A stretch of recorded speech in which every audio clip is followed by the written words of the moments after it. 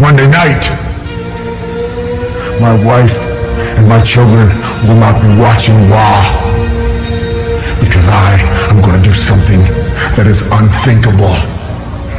I'm going to leave you with my anger. Sleep well. It's only fair to tell you that I am thinking of bringing in. You were close with both of them. When I watched your early years, you wrestled them a lot and seemed really tight with them. I mean, for losing both of them, how did that impact you, and especially the Chris one? Like, it was such a bizarre thing to happen that it didn't seem like anyone could have seen that coming. No, I mean, that was what made it so horrible, is nobody saw it coming. Well, the wrestling world in shock today. Former champion Chris Benoit found dead in his Atlanta home along with his wife and young son. Police now treating the discovery as a double murder-suicide.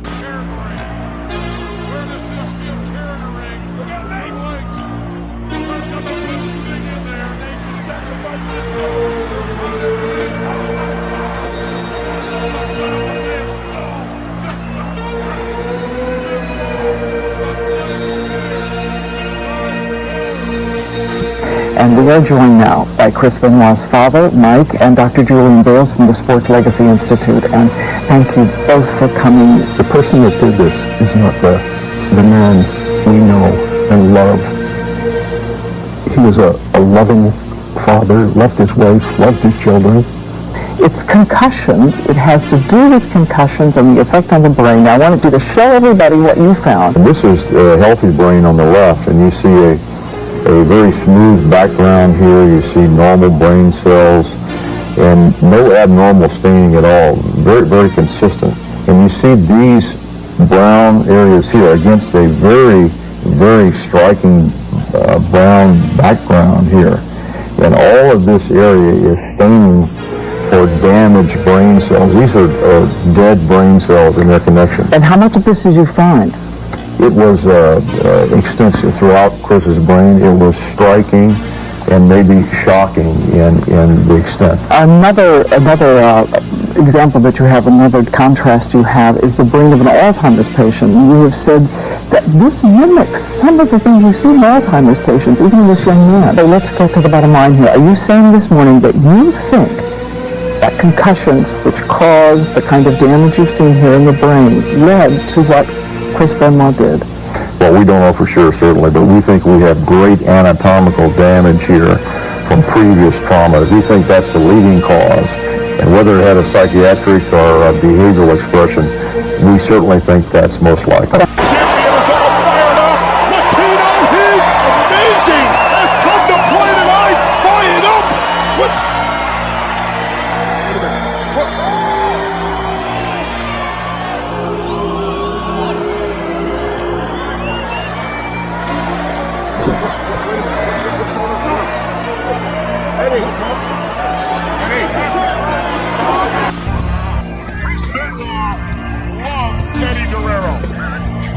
Chris Benoit was Eddie Guerrero's very best friend.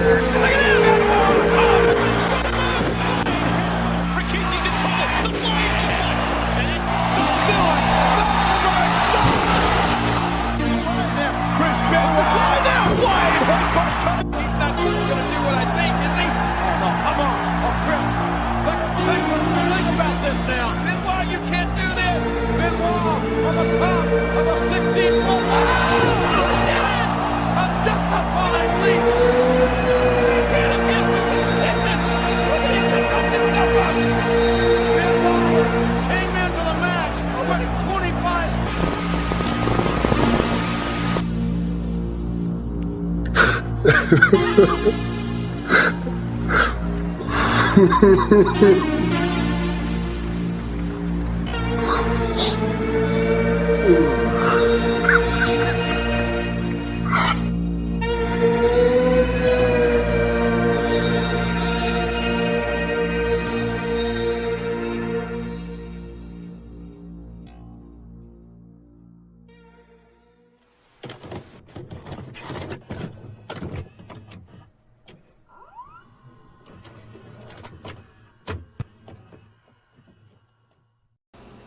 Hello everyone, my name is Alec Green, and this is episode 2 of True Grime. Our subject for this episode is Chris Benoit, at one time considered by many to be the greatest wrestler of all time. A wrestling veteran of 22 years that held an impressive 22 titles, including the World Heavyweight Championship, United States Championship, and Tag Team Championship, he is also one of only 4 wrestlers in history to get their hands on the Triple Crown Championships in both WWE and WCW. In 2004, he was only the second wrestler after Shawn Michaels to be the winner of a Royal Rumble match as the first one to enter the ring. If you aren't familiar, a Royal Rumble is a match that begins with 2 wrestlers and another is added to the contest every 90 seconds until 30 contestants have become involved. You are eliminated if you are ejected from the ring. He wrestled for World Championship Wrestling, New Japan Pro Wrestling, the World Wrestling Federation, now known as World Wrestling Entertainment, and Extreme Championship Wrestling throughout his career. I would like to now address the elephant in the room as far as the subject of wrestling goes. Yes, it is scripted. Just because something is scripted does not mean the physicality of the things they do is fake. I like to look at professional wrestlers as stuntmen performing in front of a live audience. They put their bodies through extreme brutality sometimes and are injured on a regular basis. So when I talk of Chris Benoit's accomplishments in the world of professional wrestling, I want to be clear that I'm not equating winning a Royal Rumble or winning a title at WrestleMania to winning an Olympic medal or a professional boxing title. I can't provide an exact source to cite for you, but I believe that Mick Foley once equated having a match at WrestleMania to winning an Oscar. It is a display and celebration of your achievement within the field. So no offense to the wrestling is fake crowd, but it's kind of like seeing Luke Skywalker get his hand cut off in The Empire Strikes Back and saying, hey, I know he didn't really get his hand cut off. This is so fake. So, moving on. Christopher Michael Benoit, known as Chris the Crippler or the best damn technical wrestler in the world, was born on May 21st, 1967 in Montreal, Quebec, Canada. Chris had a rather normal upbringing, though he was hospitalized for a car accident at 6 years old in which his head struck the windshield. He was hospitalized for 3 days, with the doctors coming to the conclusion that no serious brain injury had occurred. Considering everything in hindsight, one could speculate whether that was a correct diagnosis or not, but we'll never know. His father said that from a young age, Chris was obsessed with wrestling, and by the age of 12 or 13, he was determined to make his way into the wrestling industry, breaking records lifting weights on a regular basis in his basement. Around this time, he was able to attend an event featuring Dynamite Kid Thomas Billington, who Chris would come to idolize and mold his wrestling style after. His family, seeing his skill and determination, sent him to train in Stu Hart's dungeon. Stu Hart and his family are widely known as wrestling royalty. Stu, an accomplished wrestler and trainer himself, was the father of 12 sons, 2 of them the legendary Bret and Owen Hart. Stu Hart was known for his particularly hardcore and grueling style of training, and some of the best wrestlers of all time have passed through his dungeon, including but not limited to Bret and Owen Hart, Brian Pillman, Chris Jericho, Rowdy Roddy Piper, Edge, and Christian. Through his connections at Stu Hart's dungeon, Chris found himself a first home with Stampede Wrestling in 1985. He won multiple titles with Stampede over the years, and though he was seeing fair to moderate success for himself, he constantly found himself overshadowed by his contemporary Owen Hart. Because of this, in 1987, Chris left Stampede to join New Japan Pro Wrestling, initially under the name of Dynamite Chris, a name that Chris hated, despite being a reference to his hero. This would not last long, however, before Chris put on the mask and became Pegasus Kid. The Japanese, recognizing his resemblance to Dynamite Kid, a name of renown in the wrestling world of Japan, loved Chris and saw great success there. Chris loved Japan and spent most of his time there, though he interacted in the WWF for the first time in his career through the NJPW, holding their light heavyweight title for over a year. It was in Japan that Chris would meet the greatest friend he ever had. Chris Benoit and Eddie Guerrero hated each other at first, of course, but after knocking Eddie out cold with a kick to the head, they grew to be the greatest of friends with a close bond that would mean more to Chris than he ever anticipated. Through his time with Japan Promotions, he was able to travel the world, including parts of Mexico and Europe with his friend, and during this time he honed his craft as a wrestler. Chris was becoming very respected at this point for his technical skills. Chris returned to the U.S. to wrestle for World Championship Wrestling for a while, returning to Japan intermittently before joining Paul Heyman's promotion Extreme Championship Wrestling in 1994. It was here that he was given the nickname the Crippler after accidentally breaking Sabu's neck. The fault lies on Sabu. Most often the safety of the move is determined by the person taking the move, and Sabu tried to change direction midair and landed on his neck. Sabu dropped across the top rope. Benoit feeling very confident early on in this matchup. Sabu's manager, Paulie Dangerously at ringside, along with his handler, 911. Hook the... Oh my God!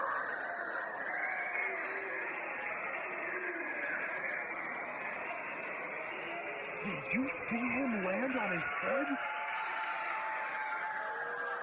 I think he broke his neck.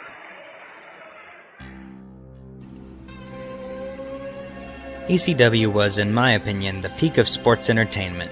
It was raw, pun intended, and bloody, and found much success, but eventually succumbed to financial troubles and merged with the World Wrestling Federation. After some more bouncing between Japan and the US, Chris settled back with the WCW, where he was booked into a feud against Kevin Sullivan. Kevin's wife Nancy was a well-known and popular valet, and her and Chris found themselves as actors in a scripted affair. But, as it seems to happen in the world of wrestling, kayfabe became reality, and a real affair began between them. Kayfabe is a term in professional wrestling referring to the practice of maintaining the illusion that everything performed is real. Chris, who had married and fathered 2 children during these years, kept this from his wife Martina for over a year, Nancy and Kevin's marriage crumbling. Benoit and Martina divorced in 1997.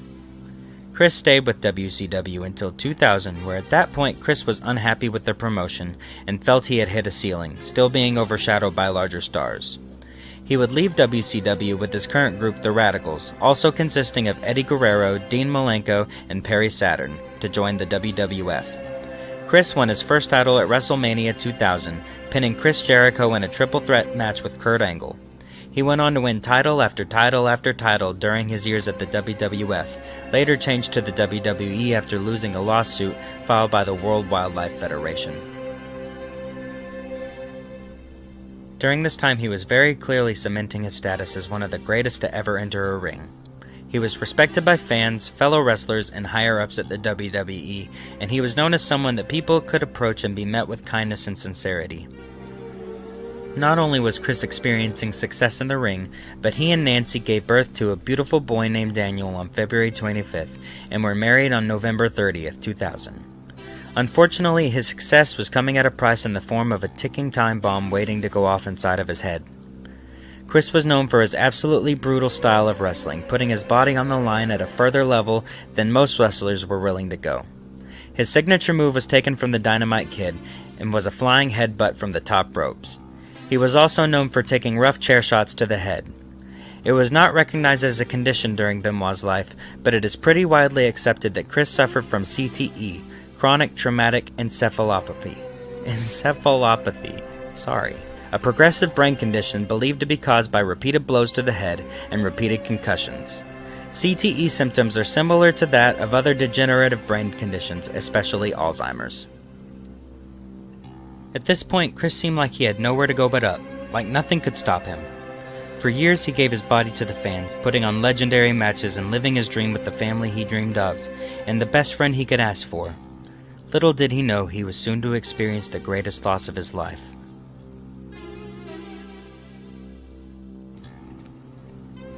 On November 13, 2005, Eddie Guerrero had a heart attack and passed away. Years of steroid use had taken its toll on Eddie's heart, and he died in a hotel bathroom while brushing his teeth at the age of 38 years old. Eddie Guerrero is my best friend, and I'm sure there's a lot of people that he knew that would be able to say the same thing about him. He was such a beautiful person, such a kind-hearted person. I couldn't find the words. Words couldn't describe what kind of a human being Eddie truly was. I've known Eddie for just about 15 years and spent a good portion of them 15 years with him on the road. We've laughed together, cried together, fought each other. We've been up and down each and every mountain, each and every highway.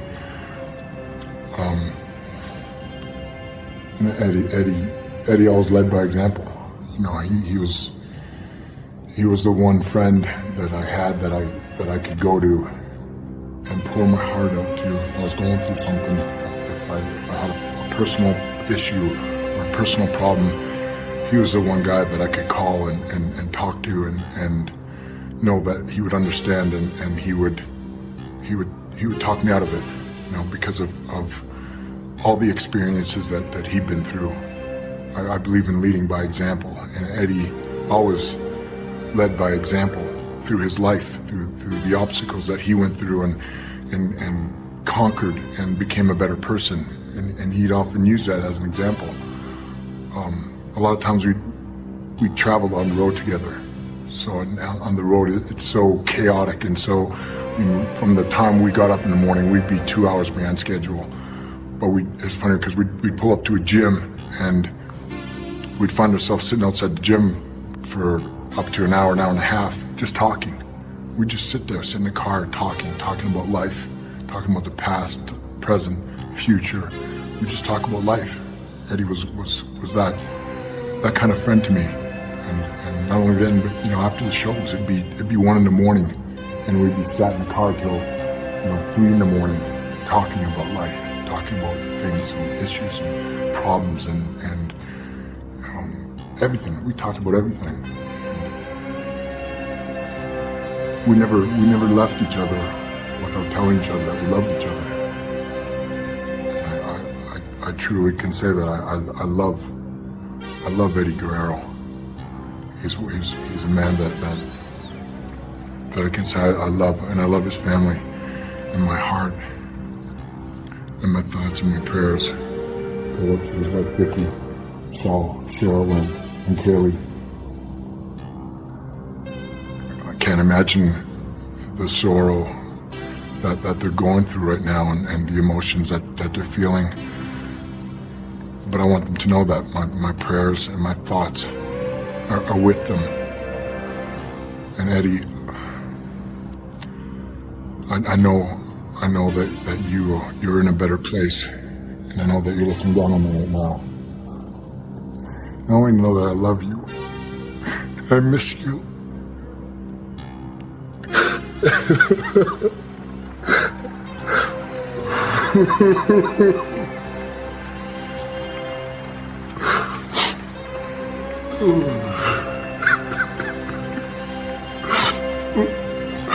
Eddie, you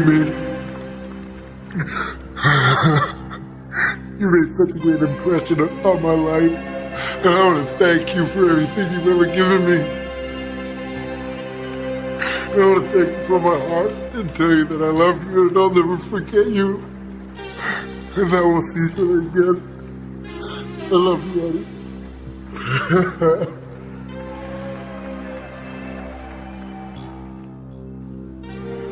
After the loss of Eddie, Chris was a broken man, and everyone could see it.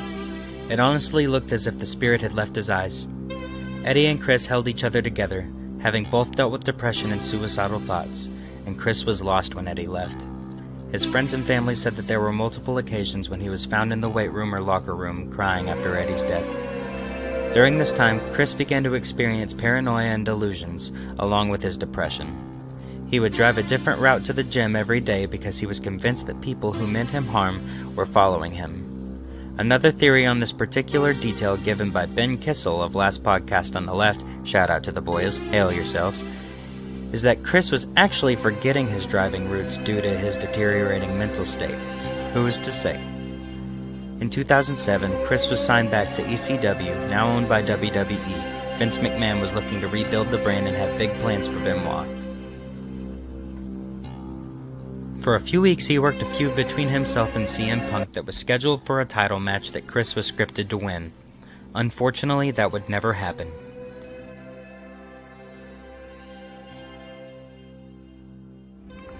Good evening. Tonight, this arena here in Corpus Christi, Texas, was to have been filled to capacity with enthusiastic WWE fans. Tonight's storyline was to have been the alleged demise of my character, Mr. McMahon. However, in reality, WWE superstar Chris Benoit, his wife Nancy, and their son Daniel are dead. Their bodies were discovered this afternoon in their new suburban Atlanta home. The authorities are undergoing an investigation.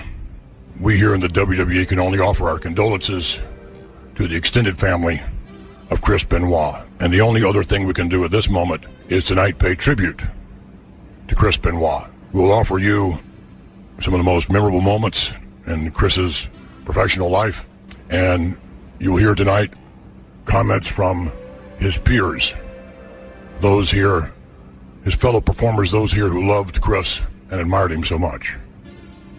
So tonight will be a 3-hour tribute to one of the greatest WWE superstars of all time. Tonight will be a tribute to Chris Benoit.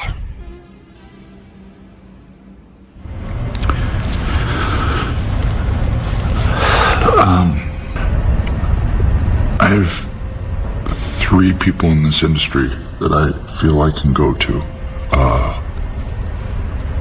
talk to. And 2 of them are gone now. I had some personal issues in my own life, and he was the first person I went to because I knew I could trust him. And he cared. Didn't just pat me on the back. And that's more important is this person that everybody in this locker room loved Chris. You won't find one guy that had a bad thing to say about him. He carried himself with such pride and dignity and took such pride in his work. It's really confusing. I don't understand things like this, and I don't know if I ever will.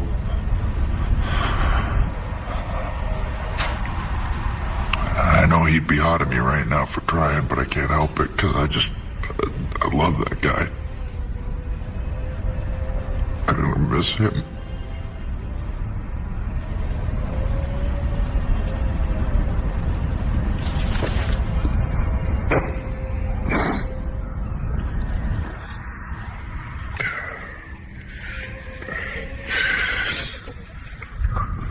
All I got.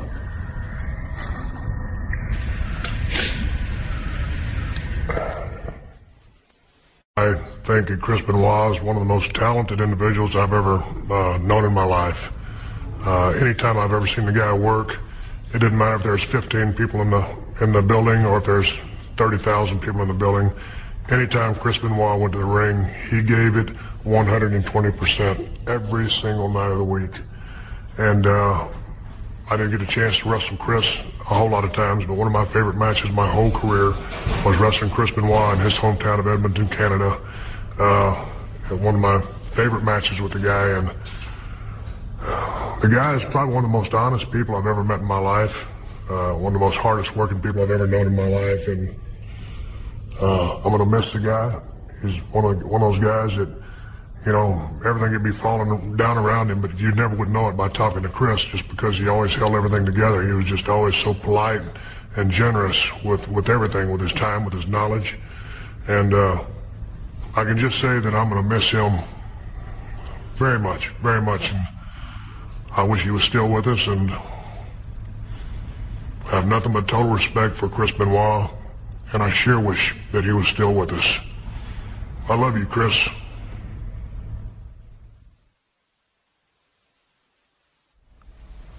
On my way here, I just thought of what did Chris mean, and what did he stand for? What was he? What was the one thing that Chris was above and beyond everything else?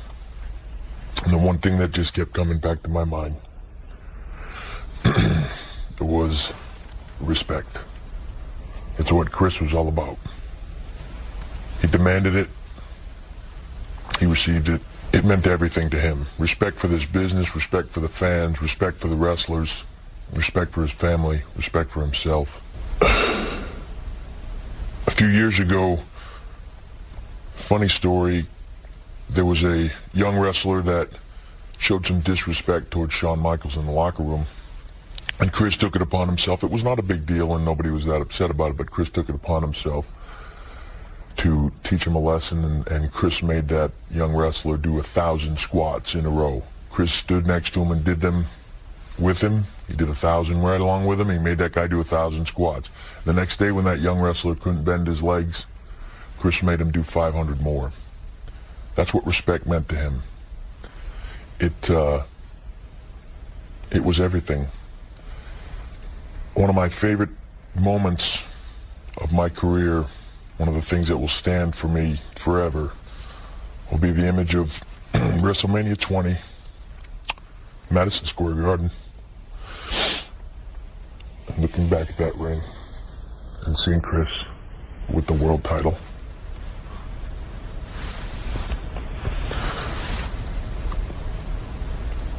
That was it to him. It was about respect, and he had just received it. He had his family there with him, his boys. It was everything.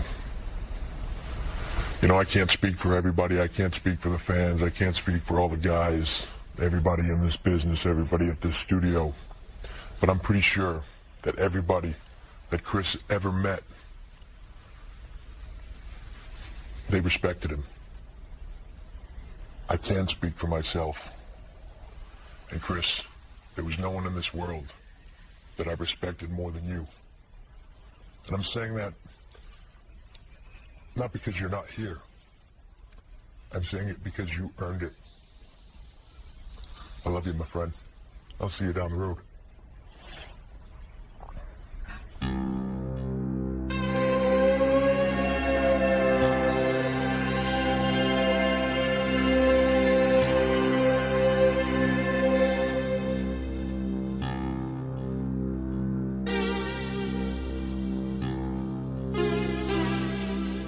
Son. Police now treating the discovery as a double murder-suicide. World Wrestling Entertainment says Benoit failed to show for 2 live events over the weekend, and apparently at least one suspicious text message sent to friends prompted wrestling officials to send police to his house. On a recent edition of Raw, the WWE presented a special tribute show recognizing the career of Chris Benoit. However, the facts of this horrific tragedy involving Chris Benoit were not known at the time. Therefore, other than my comments, there will be no mention of Mr. Benoit's name in this program. On the contrary, this show is dedicated to everyone who has been affected by this terrible incident. This marks the first step of the healing process whereby WWE performers will now do what they do better than anyone else in the world: entertain you.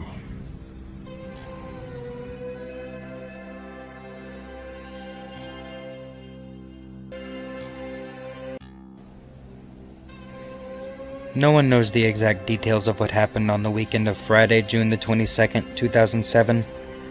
These are the facts as we do know them. On Friday, June 22nd, Chris Benoit murdered his wife Nancy, pressing a knee into her back while strangling her with an electrical cord. Her body was wrapped in a towel, and a Bible was placed next to her. At 3:30 p.m. on Saturday, June 23rd, Chris left a voicemail to Eddie's nephew Chavo. He tells Chavo that he missed his flight and would be late to that night's show in Texas. Chavo called him back and said that Chris sounded groggy and tired.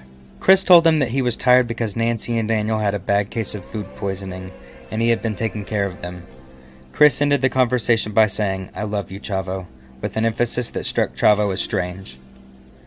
On Sunday, June 24th, Chris sent 5 text messages to Chavo and his co-worker Scott Armstrong between 3:51 a.m. and 3:58 a.m., using both Chris and Nancy's cell phones. 4 of the texts said, "My physical address is 130 Green Meadow Lane, Fayetteville, Georgia, 30215. The last saying, "The dogs are in the enclosed pool area. Garage side door is open." Though the exact time is unknown, sometime during that Saturday, Chris Benoit dosed his 7-year-old son with Xanax and killed him by asphyxiation. A Bible was also placed by his body. At some point on Sunday, Chris searched on his computer the quickest and easiest way to break a neck. as well as the story of the prophet Elijah and the story of a dead boy returning to life. He went to his mirrored basement weight room, wrapped a towel around his neck, tied the other end to the handle of a weight machine while holding a large amount of the weight. He released the hand, his neck snapped, and Chris Benoit was no more. Alcohol and anabolic steroids were found in the home. The steroids were prescribed to him by Dr. Phil Aston for the 10-month period before his death. His steroid use previous to these 10 months cannot be confirmed one way or the other, but it is speculated he used steroids for years during his career as a wrestler.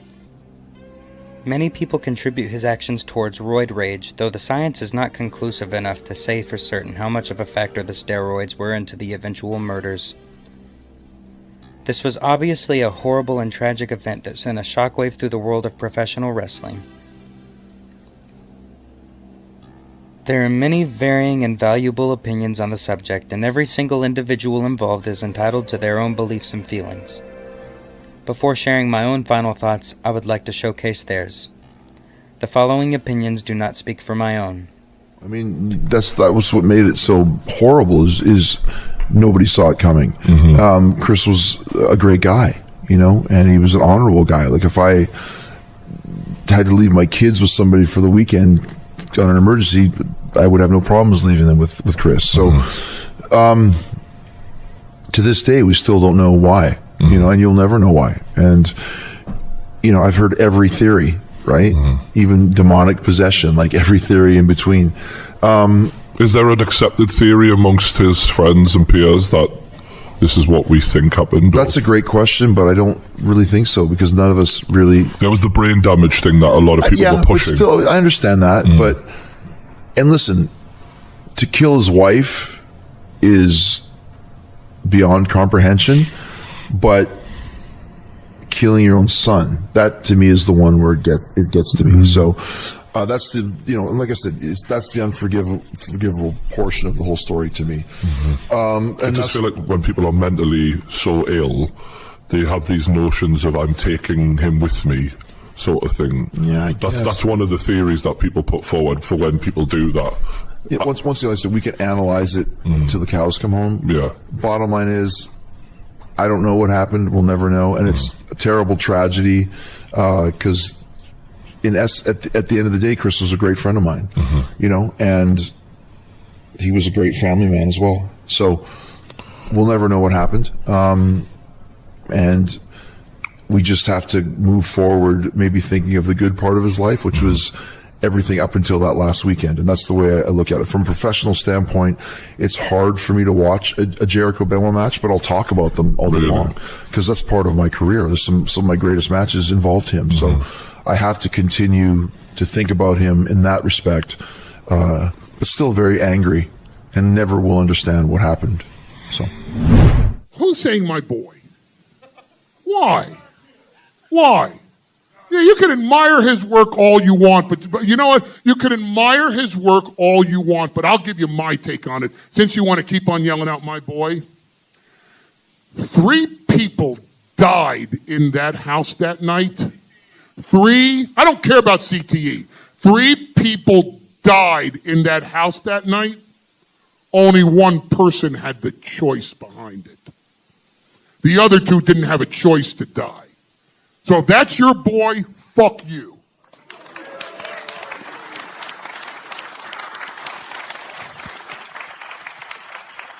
As a performer, amongst the 5 greatest I've ever seen in my entire life. As a performer, loved having him in ECW, was going to make him the ECW World Heavyweight Champion, was going to put him in a feud with Eddie Guerrero that would have carried us. The very first pay-per-view was going to be Sabu versus Taz, Tommy Dreamer versus Raven, Chris Benoit versus Eddie Guerrero. If we had gone on pay-per-view in '96, that would have been our first pay-per-view. So as a talent, remarkable. As a human being, I don't care about CTE. I don't care what the reasons are. Nancy and Daniel had no option. He did. Fuck him. So some of the best matches you had were also with Chris Benoit, who you've credited with helping you a lot with your career. Tell us a bit about your experiences with Chris. Chris was my favorite wrestler. So when I got a chance to meet him and we started talking about Japanese wrestling and we hit it off, he immediately took an interest in me. That was the birth of a friendship. And, you know, I'm always very adamant about saying Chris's demise was horrific, and what he did was tragic, it was horrible. But people are so quick to say, oh, he's a murderer, you support a murderer, you protect a murderer. I don't protect him, but I don't think people really take into consideration mental illness. He was my friend and he was my mentor. And the guy that I knew wouldn't have done that. But I also remember lots of times when Chris and I were in the ring and he would completely black out. He couldn't remember things. And it would happen all the time. So afterwards we find out that he had the brain of a 70-year-old man with multiple concussions. And, you know, when people all the time snap, it happens. People snap, they lose their mind and they do something horrific. And I can't discount. I mean, I remember I spent time with him and his family, and I saw the love and I saw the interaction. So it's not like one day he said, you know what, I'm going to be a total prick and I'm going to do something ridiculous. Something happened that we don't completely understand. And in society, sadly enough, there's a very negative stigma towards mental illness. If someone has cancer, we feel sorry for them. But if someone's a schizophrenic, oh, that guy's crazy, you know. And people who, you know, have these issues tend to be afraid to come out with their issues because they're scared to be ridiculed. And I think as a society, we need to look at that, especially in the U.S. now. You know, we've got all these issues with mass shootings. But if you look back, a lot of these people suffer from mental illness or they were taking antidepressants. So there's something else going on there that, you know, we need to look at. But overall, Chris, in my opinion, without question, was the best technical wrestler ever to step through the ropes, and I credit a huge portion of my WWE success to him. I mean, I done had some bitches in my day that I wanted to choke the fucking shit out of. And eventually, I ended up leaving the motherfuckers to keep from being on some bullshit like that. Homie, we don't know. We don't know. I ain't got nothing but respect for him. Let me tell you something. We don't know what button she pushed. Nancy was a goddamn friend of mine. Alright? She was a friend of mine. And I worked with her and Chris at the same time. She was more of a friend of mine than that motherfucker was.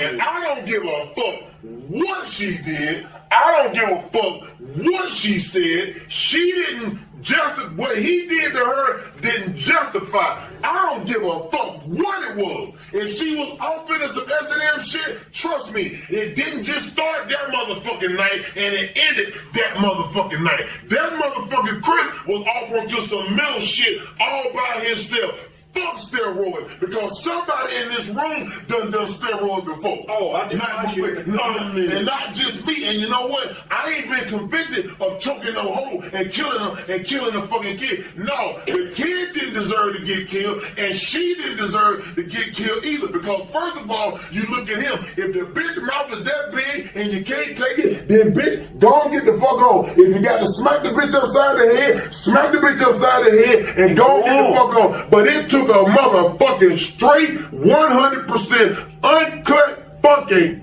coward to do what that motherfucking did. And his motherfuckers just keep coming out to this day talking about what kind of a guy he was. He was a good guy. My dick. When you choke a kid's life out his motherfucking body and the skin got your posters up on his wall and then got your action figures up in your belt and then your wife is dependent on you to take care of them and to provide for them, even though she might have a big ass motherfucking mouth, it ain't a motherfucking thing that can justify you choking the life out that bitch and then shooting your kid up with motherfucking Xanax and killing him too. I don't give a fuck. Until death do us apart, ain't nothing but some shit that somebody motherfucking wrote in a goddamn book on a motherfucking piece of paper. If you can't take what the bitch is doing, if a smack don't goddamn do it, then leave that motherfucking bitch. And then his daddy comes on TV and tries to justify by saying, oh, he did the ECW and that wasn't nothing but garbage wrestling because he got hit upside the head. I'll show you 10 tapes of Chris get hit upside the head. I'll show you 10 tapes of Chris putting his motherfucking hand in the way and his hand taking a shot. That motherfucker didn't never get no fucking chair shot to his fucking head crack. Goddamn it. He didn't never get hurt to that motherfucking level. I cracked my motherfucking skull and had shit coming out my nose, my ears, and my fucking mouth. Didn't know who I was for goddamn 4 or 5 months. And it ain't none of my kids are still living to this motherfucking day. So you know what? The day that he killed over there, all the goddamn credits to him good goes out the motherfucking window. Chris Benoit, I hope your motherfucking ass, if there is a heaven or a hell, I hope you go to hell and catch the fuck on fire for eternity, motherfucker, because it ain't a motherfucking thing. And for all the motherfuckers trying to cover up for you and justify for you,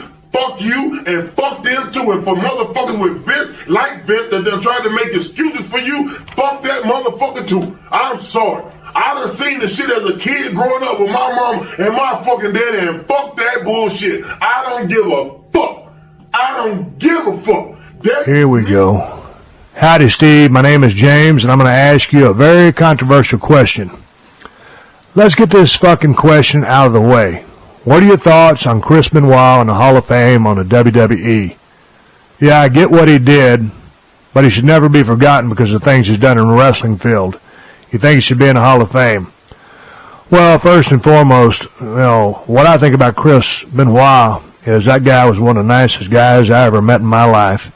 He's one of the most talented, hard-working cats I've ever seen in a squared circle. Anybody who knew Chris would tell you those exact two things. That guy loved the damn wrestling business. He was born to be a wrestler, and he was absolutely phenomenal, drawing a lot of his inspiration, a lot of his influence from Dynamite Kid. Chris Benoit blazed the path as the Pegasus Kid, and his legacy as the crippler Chris Benoit was just one hellacious career. One night, Chris ended up killing his wife and his kid. That is a act so terrible and horrible, I can't even comprehend or even guess as to what happened in that house. That will always overshadow any accomplishment that Chris Benoit had in the ring. He'll never be in the Hall of Fame. It will just never happen. His career will speak for itself, but his record as a human being is first and foremost, and those actions will never be forgotten. That's my feelings on that. We don't even need to talk about the Hall of Fame. But speaking for myself, Chris Benoit, as the person I knew, loved him. Chris Benoit, as a wrestler, loved him.